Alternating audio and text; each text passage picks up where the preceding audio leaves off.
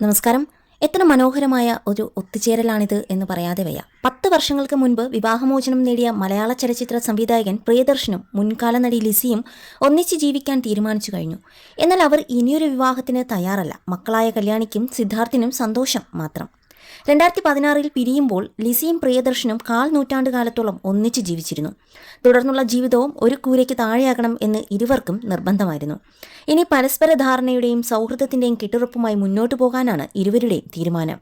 സംവിധായകൻ സിബി മലയിലിന്റെ മകൻ ജോ മലയിലിന്റെ വിവാഹ സ്വീകരണ ചടങ്ങിൽ ഒന്നിച്ചെത്തിയത് മുതലാണ് പ്രിയദർശനും ലിസിയും വീണ്ടും ഒന്നിക്കുന്നതിന്റെ സൂചന പരസ്യമായത്.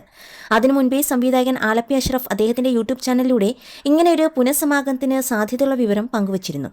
ഈ പരിപാടിയിൽ ഇരുവരും ഒന്നിച്ച് ഫോട്ടോയ്ക്ക് പോസ് ചെയ്യുകയും അതോടൊപ്പം തന്നെ വേദിയിൽ നിന്നും ഇറങ്ങാൻ നേരം ലിസിയുടെ കൈ പിടിച്ച് പ്രിയദർശൻ പടിയിറങ്ങുകയും ചെയ്ത ദൃശ്യങ്ങൾ വൈറലായി മാറുകയും ചെയ്തു.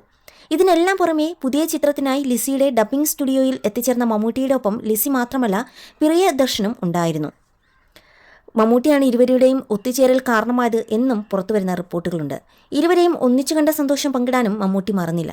ഏറെ കോളിളക്കം സൃഷ്ടിച്ചുകൊണ്ടാണ് പ്രിയദർശൻ ഒരു കാലത്ത് ലിസിയെ സ്വന്തമാക്കിയത്.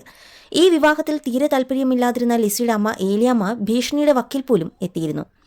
ഇനിയും ഊഹാപോഹങ്ങൾക്ക് അവസരം നൽകാതെ പ്രിയദർശൻ മിഡ് ഡേ എന്ന മാധ്യമത്തോട് കാര്യങ്ങൾ വിശദമാക്കുകയായിരുന്നു. വിവാഹം എന്ന പ്രസ്ഥാനം ഇപ്പോൾ തങ്ങൾ രണ്ടുപേർക്കും പ്രാധാന്യം അർഹിക്കുന്നില്ല എന്ന് പറഞ്ഞ പ്രിയദർശൻ പരസ്പരം സൂക്ഷിക്കുന്ന ബന്ധത്തിലാണ് ശ്രദ്ധ നൽകുന്നത് എന്ന് വ്യക്തമാക്കി.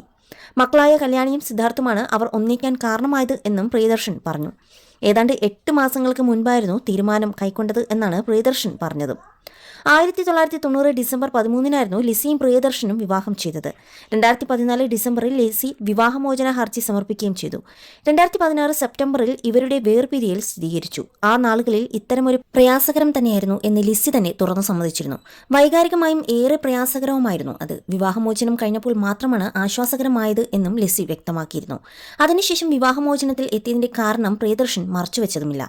വിവാഹമോചനം സംഭവിക്കാൻ ഉണ്ടായ കാരണത്തിൽ തന്റെ റോൾ എന്തെന്ന് പ്രിയദർശൻ പിന്നീട് വ്യക്തമാക്കുകയും ചെയ്തു.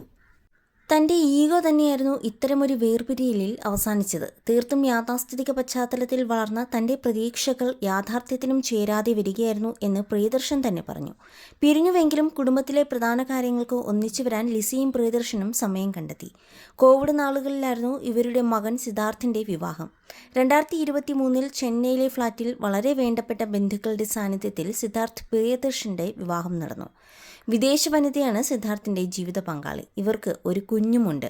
എന്തായാലും ഇരുവരും ഒന്നിച്ച ഏറ്റവും കൂടുതൽ സന്തോഷിക്കുന്നത് ഇവരുടെ മക്കൾ തന്നെയായിരിക്കും. കാരണം ഇവരുടെ മക്കൾ എടുത്ത ഒരു തീരുമാനം തന്നെയായിരുന്നു ഇരുവരും വീണ്ടും ഒന്നിക്കാൻ കാരണമായത് എന്ന് തന്നെയാണ് പുറത്തുവരുന്ന റിപ്പോർട്ടുകളും.